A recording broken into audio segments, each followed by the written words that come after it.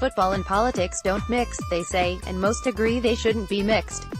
Unfortunately, they are being mixed. A common phrase read on social media is, "My voting won't be decided by my football team." That's all well and good, but the system of party politics is flawed in that regard. Football may be well down your list of voting priorities, and rightly so, but it may be very high on the agenda of the candidate that you are voting for. Just because you might take your vote seriously, you think through how it affects your family circumstance or sensibilities, it is naive to assume that everyone else does, most importantly including the guy who's got the badge pinned on his chest. So when you think you've voted for better working conditions or far-reaching government contracts, what you're actually going to get that term is major upgrades for the Parkhead footprint and obstructions to any progress in the area around Ibrox. Stephen Dornan was the councillor to deliver the recent bad news and supply the sound bites accompanying the Community Council's rejection of Rangers' proposed fan zone. Some of his comments were as barbed and, as they were, wide of the mark. Rangers had increased and better plans for the space than simply beer and burgers. As important as kids' football and access to pitches are as issues, these overpriced, underused pitches barely tick those boxes as things stand. And when they do, it is Rangers themselves and initiatives like their summer soccer schools that are involved. So providing entertainment and fan club culture to thousands of supporters for a few hours every fortnight seems to me a small concession, the essence of community, even considering the size and import of the Rangers institution to the Ibrox area and the paucity of progressive, interactive, matchday initiatives and facilities to supporters. For the council to knock back some much-needed forward thinking is disappointing. I would have at least expected them to put forward event recommendations, alternatives or solutions. You don't have to dig far to find where Stephen Dornan's allegiances lie. His voting history is suggested to be pro-football club applications, but only for a club that wears the right colors for him. He has been active in the Govan area for a long time. Development-wise, there has been some fairly major changes to that area in recent years, with much of it needed to be fair. That said, if he has been happy for flats to be built on old playing pitches in the past, that would contradict his current stance. Another influential individual with input to the Govan Community Council decision appears to be the Rangers fading Celtic calamity, that is Humza Yousaf, also of the SNP, so draw your own conclusions on that one. Dornan's political allegiances appear to be fairly malleable. He jumped from Labour to the SNP in 2014. He also flip-flopped on the indie vote. So whilst his football allegiances are set, his political leanings seem to follow the prevailing wind. Of course, a career in politics will rely on a degree of back-scratching, with the currency of councillors being favours. Assuming his direct involvement in this decision, then maybe his actions returned a favour, or maybe he looks to bag some credit amongst his peers at a later date. Who knows? A look at the Govan Community Council website shows minutes from the monthly meetings, including various issues and discussion points and of course planning applications.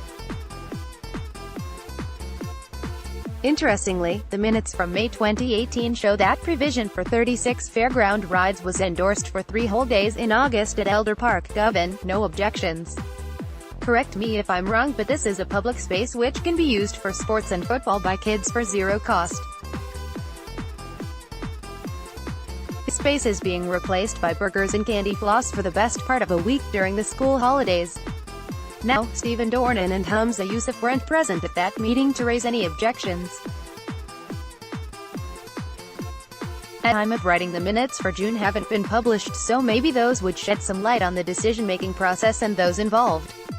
So consider who you're voting for. Look beyond the badge, judge them as individuals and question where their priorities lie. Not just the sound bites you happen to like, but what they will actually work on and deliver.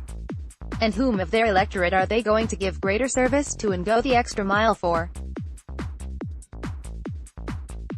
A prime example of this is Brendan O'Hara and Argyll and Bute. There are many are of a Rangers leaning in Argyll. demographics and freedom of choice. See some who are minded to push for independence, and for them football and politics aren't mixed. However, they are for Mr. O'Hara. When he's not scattering sectarian epithets across the internet, he's making guest appearances at Celtic supporters clubs and tacitly condoning all the associated add-ons. It's safe to say his motives for independence won't mirror the bulk of his electorate, and his journey and steps towards it will be at odds with a lot of these people's values and interests. Stephen and Brendan aren't an exception in their views amongst those that wield significant influence. In an ideal world, this wouldn't even be a consideration. There would be choice in a decent, neutral candidate, or God forbid a Rangers-friendly one, fulfilling voters' requirements. There often isn't. Culturally, we've neglected the importance of politics and political involvement and influence. There has simply not been any pressure within Rangers society to get involved in politics. Football and politics aren't mixed. Any persons that do get involved do so for other reasons and do not consider Rangers, the club or cause, to be a viable component of Scottish politics.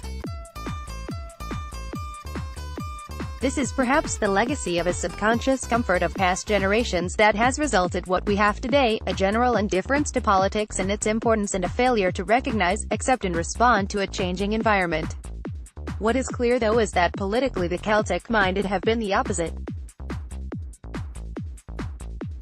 The plight of their football club is very high on the agenda of those who get involved, perhaps not surprising when it bends backwards to attach itself to every identity owing.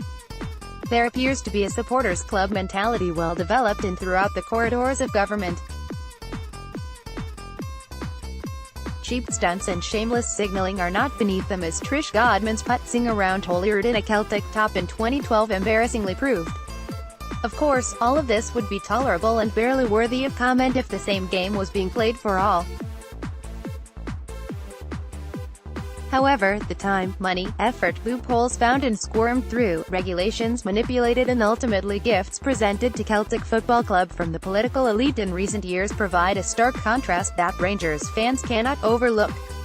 It is one thing being pro-something and getting involved to influence that cause. Whether that thing should ever be a football club is debatable.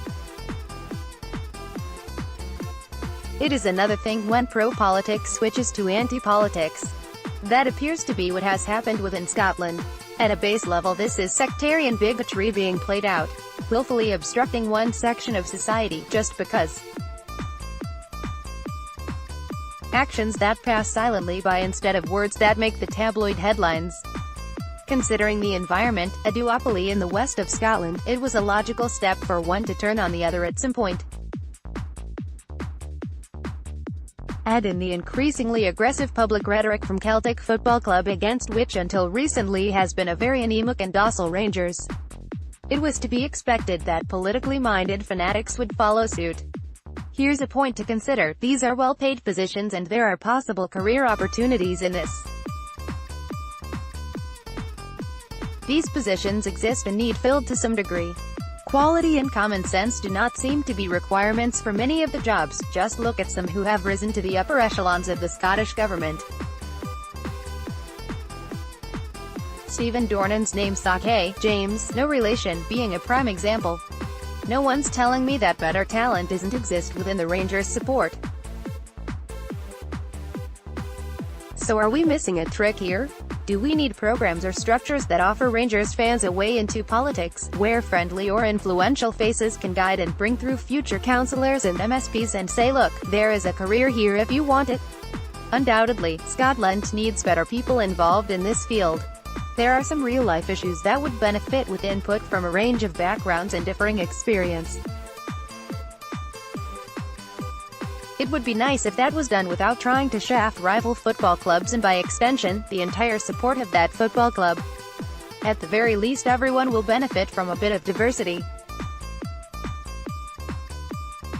And, if we need to, play the culturally downtrodden and politically excluded card to get some parity, because we currently are.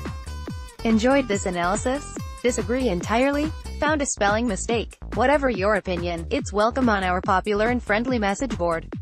Visit Gersnet Forum.